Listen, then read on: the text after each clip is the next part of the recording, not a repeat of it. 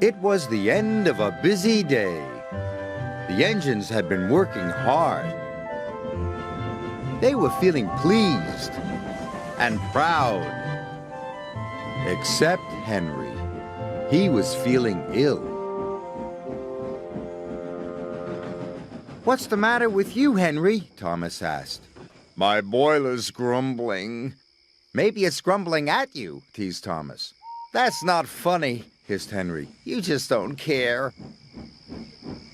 But Emily saw that Henry was leaving a puddle of water behind. She was worried. The next morning, Sir Topham Hatt arrived. "Thomas, Percy, Henry, I want you to collect some freight cars and take them to the docks." "Yes, sir," cried Thomas and Percy.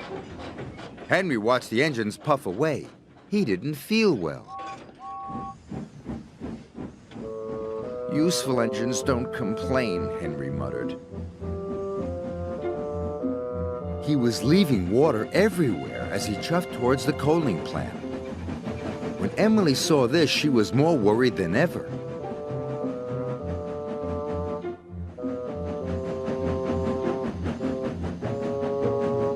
Then Thomas and Percy overtook Henry.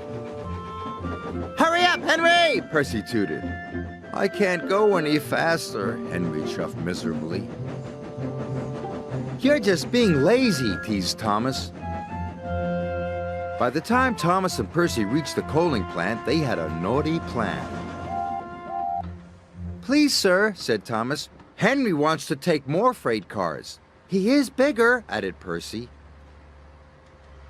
The odd manager agreed. Meanwhile, Emily was talking to Sir Topham Hatt. "I'm worried about Henry." Perhaps his tubes are leaking," replied Sir Topham Hatt. "You'd better check."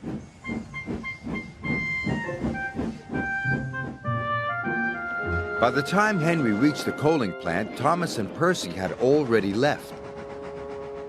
"Why did Thomas and Percy leave me so many freight cars?" moaned Henry. "They know I'm not feeling well." "We'll still have to take them," said his driver. Henry chuffed and puffed and pulled his long line of freight cars.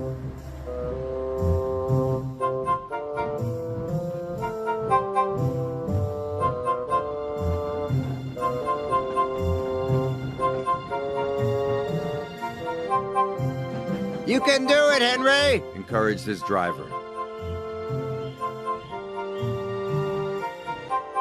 But it was no use. Henry ground to a halt. Just then, Emily arrived. "Are you all right, Henry?" "No," moaned Henry. "I'm stuck." Henry's firemen uncoupled the heavy freight cars. Emily changed tracks and then hooked up to Henry. "Oh, thank you, Emily," wheezed Henry.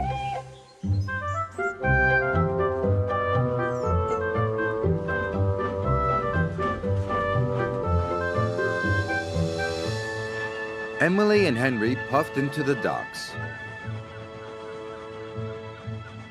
"Well done, Emily," said Sir Topham Hatt. "Thank you, sir." Then he spoke to Henry. "You were brave, Henry. You weren't well, but you still tried to pull the heavy freight cars." Thomas and Percy felt ashamed. "We're sorry, Henry," said Thomas. "We didn't think you were really sick," added Percy. "Go back and collect Henry's freight cars," said Sir Topham Hatt sternly. "Yes, sir," whispered Thomas.